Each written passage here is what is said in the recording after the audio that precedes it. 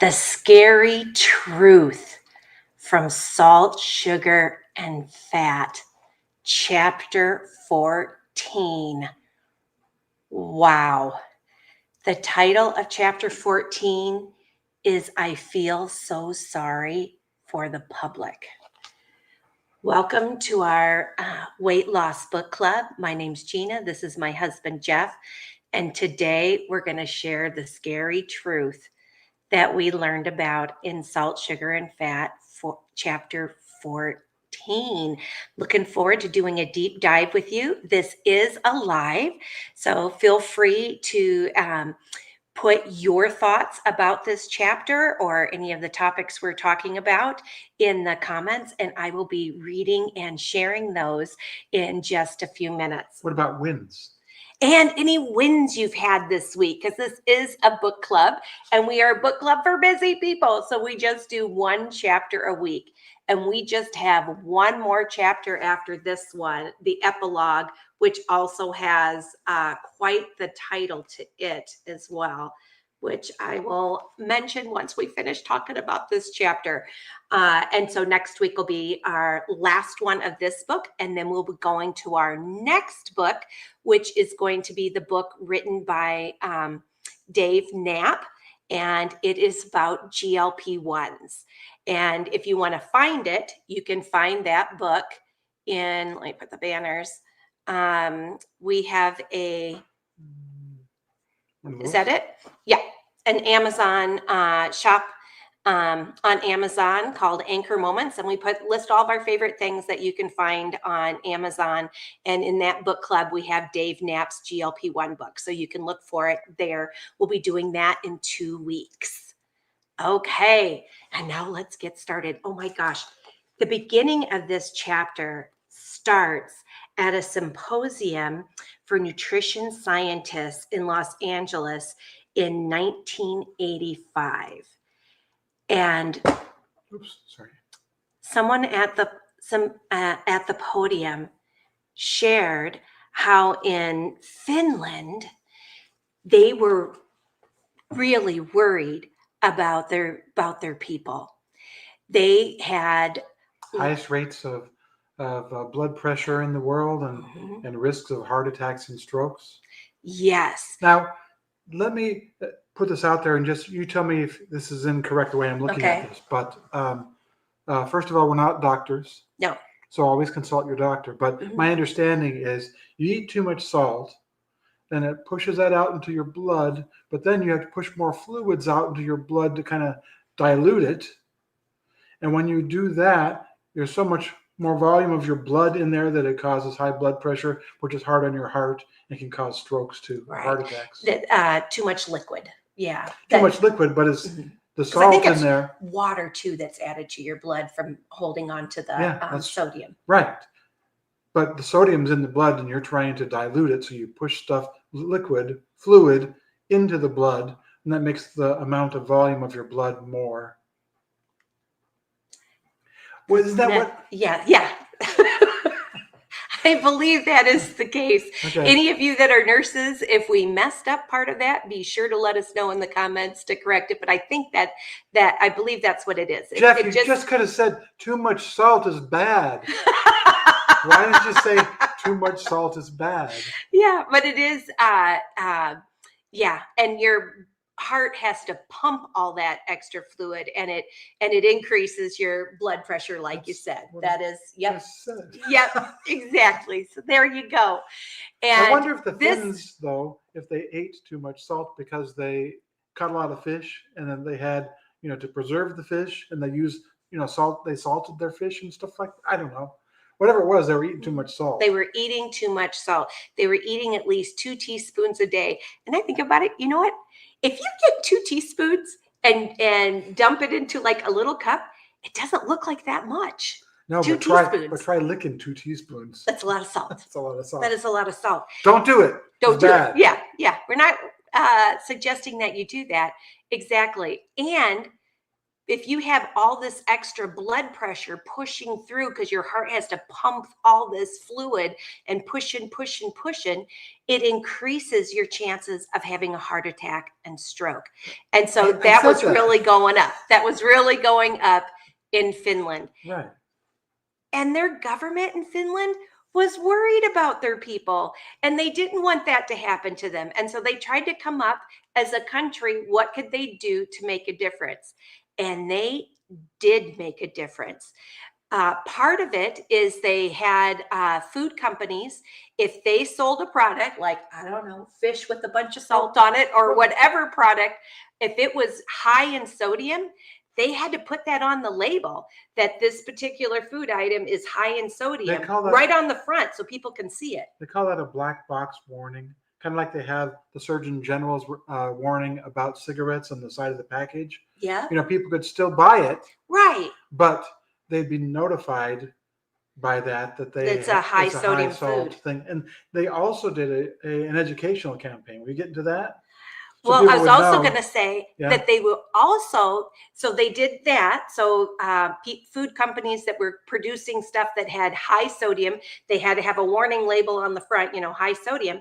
But they also did the opposite thing that was really cool for food manufacturers to reward them, that if their product contained low sodium, they could also put a label on the front saying that this was a low sodium food. So that would incentivize companies that made their food for trying to produce some things that were lower in sodium.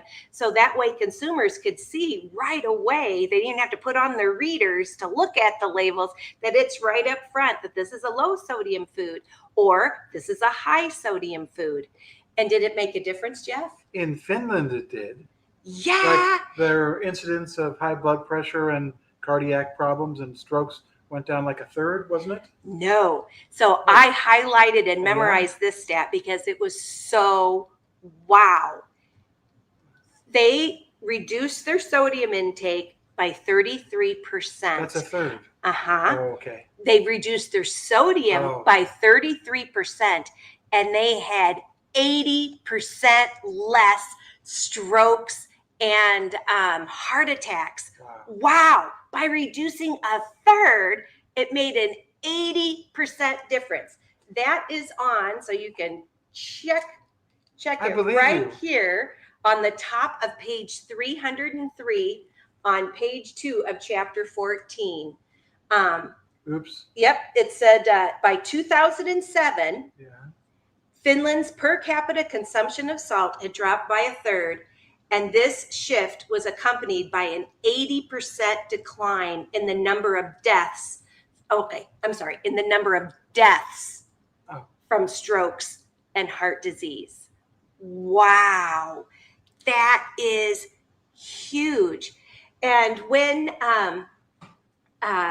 this professor was sharing this on the stage at the Symposium for Nutrition Scientists in February of 1985, one guy that was sitting in the front row gave him a standing ovation and afterwards spoke to him and said, "Can we meet for dinner? We share the same concerns about sodium." Was this just a regular guy? No. What was he? That guy was Robert, what was his name? Robert Lynn. Yeah. Robert Lynn, and he was the key chief scientist for Frito-Lay, for developing their formulas for Frito-Lay. And so he met with him, and they did have dinner together and became friends. Probably low salt. Yeah, I don't know. And he shared that he is very concerned. He was very concerned for people and for what's going on in the food industry. And he wanted to make a difference. He wanted to figure out how to lower the sodium and still have his company be able to have good sales, to be able to, stay afloat as well. How to do that. So corporations don't lose their profits, and at the same time, we're not killing people, that we're not increasing deaths by the products we make. And so in the United States, we just took the same model and did the same thing, right? No, I wish we did, but we didn't. During this time when this was going on, if I remember right, there were some other problems in the country that people were dealing with. It was like during the gas shortage and the Iran hostages, and people had other things on their mind more so than coming up with a black box label that would go on to products that were high in salt. They probably took it as an assault. An assault on salt. Yeah.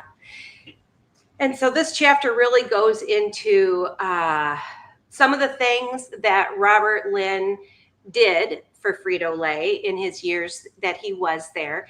And, you know, he was a very intelligent man. His brother, I think, was like a physicist too. No, he raised kids with PhDs. With PhDs. Oh my God. A very smart family. And he really did want to make a difference in the world. He did make some differences for Frito-Lay, like when you buy a bag of potato chips, they're not see-through bags anymore. Do you remember when they were see-through? I don't. I do. Do you? I think I do. But he got rid of that because people were getting stomach aches if they'd been on the shelf too long, because when light would hit the fat in the potato chips, it would break down and would give people stomach aches and make them sick. And so we discovered it was the light on there. So now when you get the bag of, a lot of the bags of chips, you can't see through it. I can't even think of any that have a see-through thing except for maybe corn chips. Maybe corn chips, yeah. Chips. But potato chips, you can't see through the bags. So that was like one of the things that he did. He, what else did he do? There was how about the designer salts? Yeah, and they're working on designer salts. We talked about that some last chapter when they brought up the physical shape of the salt crystals. I think I read something in there about if you made the salt really fine. Yeah. I don't mean good. I mean finely ground salt that it can affect you can feel the taste of it better, quicker, but you aren't necessarily using as much salt. Right. And so anyway, Robert Lynn, he tried to make a difference. He tried to do things to be helpful for Frito-Lay, but eventually he gave up. What was the obstacle? What was the obstacle? What was it? Go for it. Starts with an M. Money. Yeah. When sometimes when they try to do like the baked chips or whatever, they don't really take off that much, and the sales aren't great for those, except for they did do better with Sun Chips. When they created Sun Chips, those of us who like to eat healthier liked Sun Chips, and so they didn't do too bad. But they're not a health food, but they're better than just regular potato chips. But he tried, and then it was a losing battle, and he left. And I think it was his conscience that made him leave. It even says on page, I folded it over. One of these pages, he's the one who said, I feel sorry for the consumer. Not sure which page that was. But he was the one who said that he felt. Was it this one right here? Yeah. A disillusioned Robert Lynn left Frito-Lay that year to join another side of the food industry. He went for companies that make nutritional supplements. Yep. And he overhauled his own diet too. So he lowered the sodium in his diet. He stopped eating Frito-Lay products, and he said he loved salt.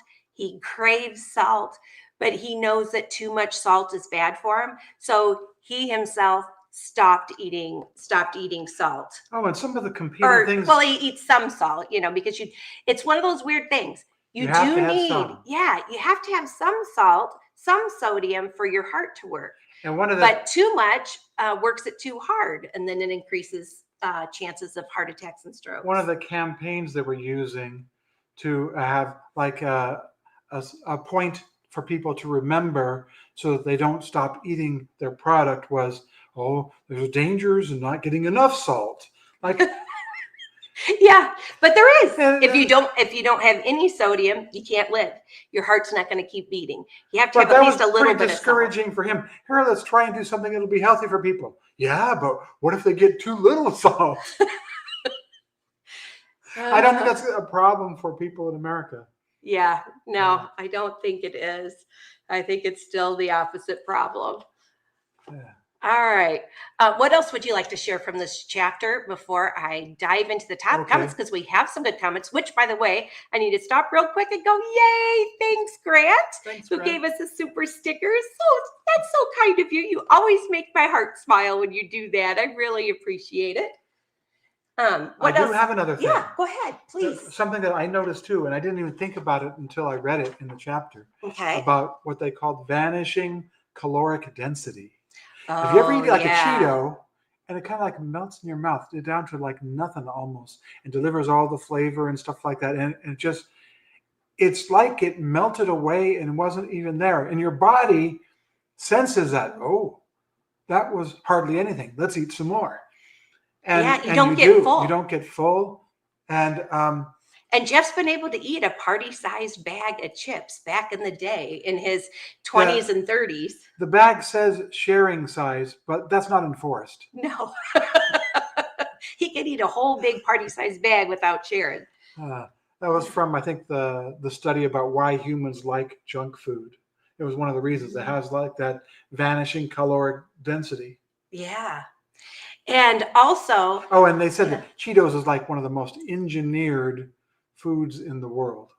It has exactly the right amount. The amount of crunch that you have to do on potato chips, as they said, was like 4 pounds per square, whatever it is. I mean, like, they got all these things all figured out. They know exactly what they're doing there. They have a machine. I think that the price on it was like $40,000 or something. There's a machine. Wait a minute, was it $40 billion? No. 40 billion. It's like 40,000. There's an error she wants to correct here. Yes. By the way. I said something that the electron microscope was billions of dollars. Not billions, but like $250 million or something. But no, it was it was 100,000 or something. Yeah, it was like $750,000, but still was a lot of money for electron microscope. And they got that too, so they could really look at salt and find the right size crystals and stuff. And they have there's a machine that puts you put the potato chip in the machine and it pretends like it's a mouth and it can figure out all the things that potato chip needs to be. To crunch it. Yeah. So, I mean, they are working every angle possible to make sure that their food is as addictive and craveable as possible. Yeah. And the amount of money they spend on that is unbelievable, the amount of money. The last thing I wanted to say was it really discouraged me how they were kind of talking out of both sides of their mouth. They have a food scientist here who's supposed to help them figure out how to have people eat more of their foods. But you know what? You don't want also all your customers to die. So you kind of want to head off any regulation by the government, just like Finland. They had the government regulation come in and basically tell these companies they had to do this. But they still could make their food however they were going to do it. But they put that warning label on the front, so people are aware and can be more self-aware to try to eat less sodium. And it made a difference. It was a 33% drop and 80% less deaths from heart attacks and strokes. They said at one point in the chapter that Frito-Lay kind of had a Texas-style attitude toward the government. And I don't know. Are they based in Texas? I really don't know. But they mentioned Texas in there, and it kind of like, we're doing our own thing. Keep yourselves over. You're all the fools in Washington. There's nothing to look at over here. Yeah. All the fools in Washington don't know what they're saying, don't know what they're doing.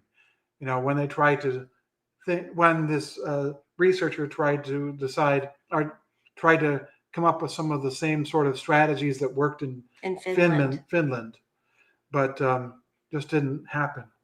I No. would think it has both. It has the warning, and you have like a little education going on, and it has incentive. So you'd think it'd be the least objectionable way to make people more healthy. And it also said in this chapter, Pepsi Cola owns Frito-Lay and a lot of those products. And Coca-Cola also owns a lot of products other than just Coca-Cola. And Pepsi Cola came out at one point and said, we're going to try to reduce our sodium by 25%. And you know who's the most excited? Coca-Cola, because they were like, all right, so we're going to make sure that'll be great for us because our food's going to taste even better than theirs and we'll get more market share. I mean, oh, good grief, you guys. And then there's another part in there where they mentioned that that Frito-Lay had a talk with their investors, on Wall Street, and they were trying to come up with a salt substitute that would lower the amount of sodium, maybe 40%, in some of their products. But they told those investors, don't worry about it.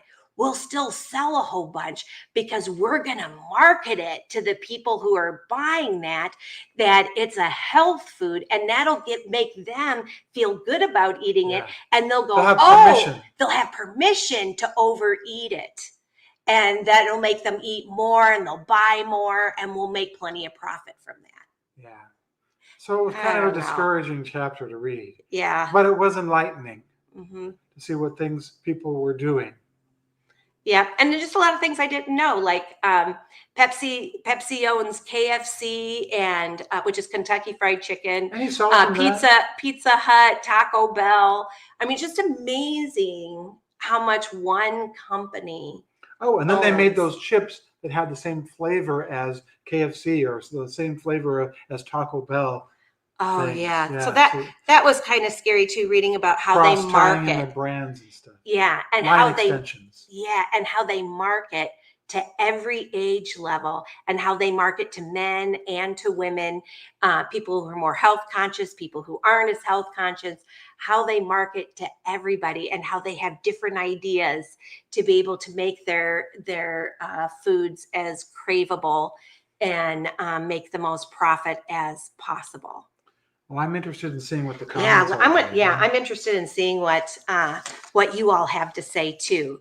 So first comment today was from Grant saying hi to everybody and giving us the super sticker. And Mindy's in the house. Hey, Mindy, good to see ya. And we got a bunch of friends in here. We really appreciate everybody. And we got Robin in the house too. Woohoo! And Grant says, good to see Jeff feeling better, hopefully. Thank you, I am. Yeah. He thinks he ate something that disagreed with his stomach last weekend. It wasn't salt. It wasn't salt. He was afraid maybe one of his food leftovers sent him to the bathroom one too many times. If I had preserved it with salt. There was probably plenty of salt in it. Yeah. Hey, we got Barb, Health at Any Cost. And Barb, let us know what you thought. We actually chose this book because of Barb. Barb highly recommended it, and that's why we chose this particular book as one of our weight loss book club books to read. And we've got Denise in the house. Hey, Denise, good to see you. And Grant says, that's why I'm on a fluid pill, to help reduce my fluid and help my blood pressure. Yeah, absolutely. And Robin says, Jeff, you look good. Glad to see you recovered from all that partying. It was Jeff's birthday last weekend, too. Oh, okay. Yes. That's right. That's right. Yeah. Robin's worried. I'm half Italian and I like to talk with my hands. I just can't help it. Yeah. And Robin's excited. Barb's in the house. And Barb says, I'm good. Good to see you, Robin. Sorry I've been so absent. It's been rough lately. Yes. And we like, for all of you out there that are prayer warriors, please keep Barb Health at Any Cost in your prayers. She's been battling a couple different kinds of cancer. And she has a a really good website. She's an incredible blogger, and called healthatanycost.com. And she also has a YouTube channel as well, and has shared what I just said. So Jeff gave me the bump because he was worried about me saying something, but it's not a HIPAA thing when she talks about it on her channel too. So you can find out more about that. You can visit Barb on her channel, and she's been a guest on my show at least 3 times now, and we just love Barb. And we pray that her health will be good. And Grant says, sorry to hear that, Barb. Continued prayers. And Barb thanks Grant. And Robin says, you still keep me in the loop, and that's what counts. Glad to see you here, Barb. And Mindy says, Robin, we really need to get some kind of headgear for Jeff. Actually, we do have the last... when we were on our last trip, we went to Minnesota for the first time, and we got to meet Robin Lockwood in person. And I interviewed her at a beautiful winery called Next Chapter Winery. And it's in about a pile of 50 videos that Jeff has to edit and get back up on the channel. But Robin did give Jeff a special gift to help protect his head. And Grant says, remember the Wow potato chips? Got sick on those ones. Was that the one with the olestra in it? Yeah, they didn't even mention that in this book. I was waiting for it to come and have them talk about olestra, and I didn't see that come out. And that was the fake, fake fat. It was the oil that you can't digest. Yeah. So you don't get the calories, but then it made everything slip out, apparently. Yeah. I remember one of the thing on the back, it had anal leakage. What? And it said that on the bag of chips. They had to have a warning label. Yeah, that was a black box warning. I don't think you see olestra anymore. I think it disappeared. I don't care. Yeah. I don't care how much weight you're trying to lose and how much you're addicted to chips. That black box warning there, no, I don't think that was worth it. Kind of reminded me of that study they did with the monkeys, that they made a chow for them to eat. Oh, yeah, a potato chip chow. Potato chips. How horrible to, none of them died. Yeah, none of the monkeys died from eating potato chips as their soul. That's what their soul was. Oh, gosh. Yeah, there's a lot of interesting things in this book. A lot of interesting things that you just wouldn't know. Oh, my gosh. But yeah, I was really surprised that they have it. Now, there is one more chapter, Grant. Why did they call it Wow chips, too? Whoa. Wow, my butt's leaking. I mean, really? Oh, good grief. Here it is. So the next chapter, the very last one we're going to do next week, is We're Hooked on Inexpensive Food. And that is the epilogue there. And then after that, it'll be Dave Knapp's book. Oh, my gosh. And Robin never did try those chips. I remember when those came out. It was back when I was doing Weight Watchers. And Barb remembers them, too. She's an OMG, Grant. They were diarrhea chips. Yeah. Oh, that's my one gosh. way to lose weight. Yeah, it's one way to lose weight. But, at least they were trying. That's a name for you. Read that one. Barb says, yeah, it was wow. I have to run to the toilet again. But you gotta give the food industry credit for that, though. At least they tried. I mean, it didn't work. They needed to test it a little longer.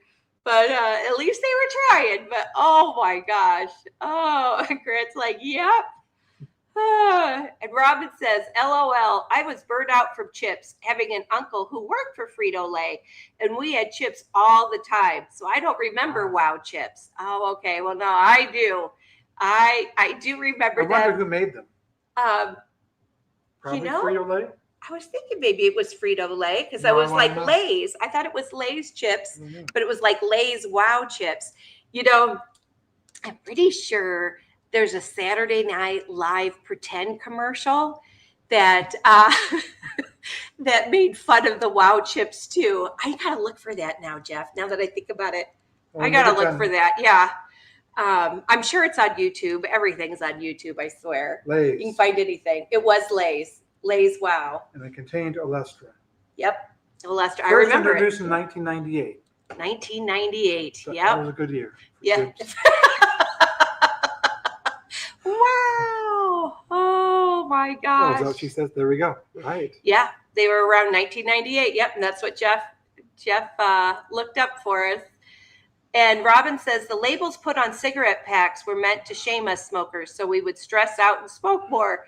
Not sure if that was the food strategy too. I don't know. I think kids. Well, I know that I noticed them as a kid walking through and seeing that stuff on there. Boy, I really don't want to do that. Even though the other part of it was, I think the thing that encouraged kids to smoke were those candy cigarettes they used to sell. Yeah. Like, oh, I'm so cool. I'm like so mature. I'm eating a candy cigarette, and it had a little red thing on dot the end. on the end. Yeah. Make you think you lit the cigarette and stuff. Oh yeah. I mean, I used to use candy cigarettes, and both of my parents smoked when I was little. They both don't now, thank goodness, but they did when I was little. I remember, Jeff, they had given us at school a talk about how cigarettes were bad for you, and they gave us a pamphlet, and the pamphlet had a picture, a cartoon drawing of kids throwing their parents' cigarettes in the toit. I'll never forget that. What did you do? Oh, I thought that would be like a great idea. But my parents let me know if I did that to them, that I would get a spanking of a lifetime. So I didn't do it. But I would beg them to stop smoking. Oh, I hated it. A Mounjaro spanking? No. Oh, gosh. Okay. I don't think I mentioned it. I usually mention it at the beginning too. Jeff and I are both on a weight loss journey. I have type 2 diabetes, and I give myself the type 2 diabetes medication, Mounjaro. It also has a sister medication that's the exact same thing. Tirzepatide is the ingredient. And it also helps with obesity and not having obesity anymore, helps you lose weight. So it doesn't give you obesity, it helps you get rid of obesity, called Zepbound. And on Mondays, I go live to give myself my shot. I call it Mounjaro Mondays. So if you want to learn more about that, you can catch us on Monday nights. And Jeff doesn't have type 2 diabetes, and we couldn't afford to put him on Zepbound because it wouldn't be covered on our insurance. But Jeff's done pretty good. You've kept off like 40 pounds, right? I'll just sneak yours. No, he won't. He's kidding. He's kidding. Grant says, those labels may have helped here 40 years ago, but I just don't see it making much of a difference now. Yeah, I don't know. I think in the U.S., there's been a decrease in the number of people who have taken up smoking. But that might also be related to how people thought that vaping would be a more healthy choice, and then they took up vaping. But you know what I think also has helped is it's harder to smoke. It used to be you could smoke on airplanes. You just smoked in a certain section of the airplane, but the smoke went everywhere. And if you were a teacher, there'd be the teacher's lounge and then the smoker's lounge. Yeah. And they got rid of that. Yeah. And my mom. I do remember that, though. Oh, yeah. And my mom lived we grew up in Illinois. And so it was snowing. And my mom was a nurse while she smoked for some of those years. And then she quit. But while she was a smoker, in the wintertime, in the cold, they hit a point where you weren't allowed to smoke indoors anymore. And so she'd have to go outside in the snow to be able to have a cigarette break. And it was cold. And she always hated being cold, too. And so, and restaurants, there used to be a smoking section and a non-smoking section. Now you're not allowed to smoke in restaurants. And so it's a smoke-free zone. So between not being able to smoke on airplanes, not being able to smoke in public buildings anymore, I think that's made a difference because it's not as fun. You know, it's more an isolation thing that you're kind of kicked out while you do your smoking instead of, you know, being able to sit with friends and do it. And so hopefully it's helping us to have less secondhand smoke illnesses, because that was an issue too. Yeah. But I think that's part of it, because they had the warning label on the cigarettes for quite a long time. But I don't know, it might have deterred some people. I'm not sure. I don't have any answer for that. It deterred me. it deterred him, and it Of made course. me worried about my parents smoking, and I knew I would never smoke. So My I mom- saw it and that label, and I did not want to smoke. When I was a little kid, my mom smoked, and when they first got married, my mom and dad, my mom did not have a driver's license, and when she finally got one, she could drive us to church on Sundays. In Arizona, it's hot, so Yeah. you have air conditioning. In those days, the air conditioning in cars, it existed, but it was not very good at all. Like you couldn't get hardly any air in the back seat. I mean, it was just horrible. So driving someplace, my mom had all the windows up to keep the air conditioning that was up in the front of the car near, from going out the windows. And so we're sitting in the back and it's filling up with smoke. And I hated cigarettes because of that. Oh, So yeah. go ahead and click on Wait, Robin's. and for me, in the wintertime, my mom would smoke while we were in the car, and she would roll down the window about an inch or two while she was smoking. We'd be freezing because the water, the cold air would be coming in So you at were the same time freezing as the smoke. while I was While you were boiling. boiling with all that smoke. And can I share an anchor moment about your mom? I'm going to share because it's on this topic. So Jeff's mom, a few years before she passed away, she shared with me one of her anchor moments, one of her big anchor moments of her life. And anchor moments are the moments in your life that have anchored your faith. And the anchor moment she shared is that she didn't like smoking. She wanted to quit, but she never could. She was very addicted, and she smoked a lot of cigarettes every day. And one day, she went to a grocery store, and while she was standing in line, the cashier was smoking, because you could smoke while you were working back then. And the cashier was smoking while she was checking your mom out with her groceries and scanning your mom's groceries. She was smoking. And your mom said she visualized a pack of cigarettes just floating in the air and disappearing.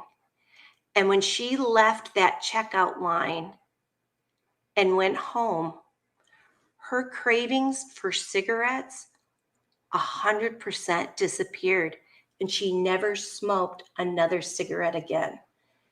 And she'd been praying to stop for like a long time and stuff, because she didn't want to, but she was so addicted. But it was at that moment she feels God was with her and pulled that craving out of her body and helped her to no longer crave cigarettes again. Do you remember your mom? Did your mom ever tell you that story? Do you remember it? She may have told me that when I was a kid. I don't know. Well, I remember her telling me, because, I was writing, I was, talking about anchor moments, that kind of thing. Jeff's mom was very much a spiritual leader in my life. And she was one of the most faithful people I've ever met, ever. And she really was just the most beautiful human being. And I loved her dearly. And we used to share a lot of talks. Mom. And but that was one of her anchor moments. So I just wanted to share that.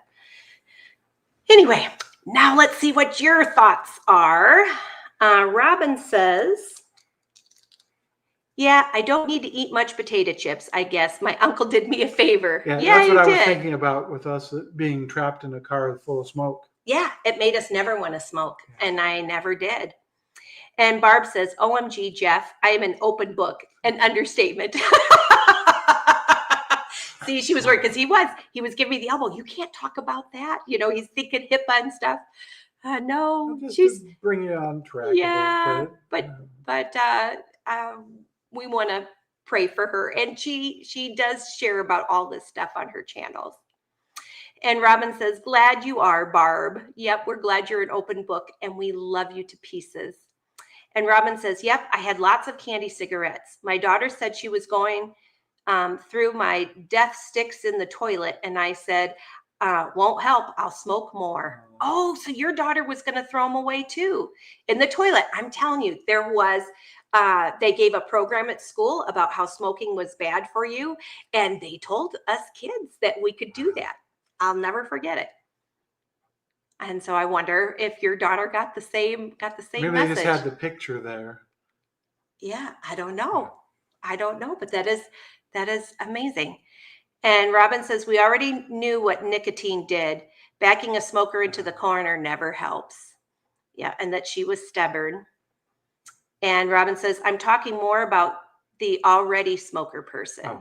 Yeah. And Robin quit smoking. And the book that helped her with that is Alan Carr's Easy Way to Quit Smoking. Yep. And that made a difference for Robin. And she's never smoked since. And I'm proud of you, Robin, because it's a really hard habit to get rid of. It's a horrible addiction. And Mindy says, while watching this live, I was just served an ad for a gourmet salt.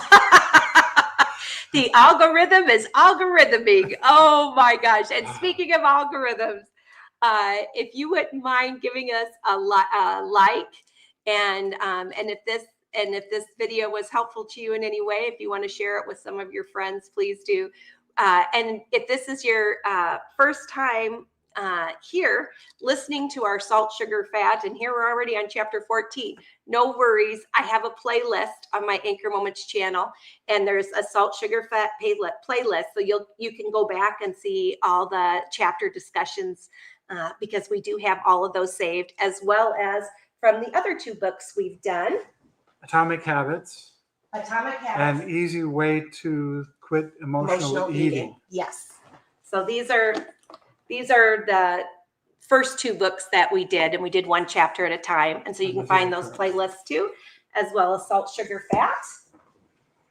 Yeah, we're almost done with our third book. Your phone? Yay. Oh, and let's check. Yep. Let me get where is my phone, Jeff? Here it is. I don't know. And why don't we check our list of notes to see if there was anything else that we missed that we wanted to share from this chapter. Oh, we didn't mention about families eating fewer traditional meals together. But that was one of the things that they had noticed. That they discovered why chips were really taken off. And it's a lot more convenient for people to eat stuff that's snacks instead of traditional meals and sit-down meals. Why is it not letting me hit that? So even those executives felt sorry for the public, they still had their profits and competition outweighing the health concerns. Okay.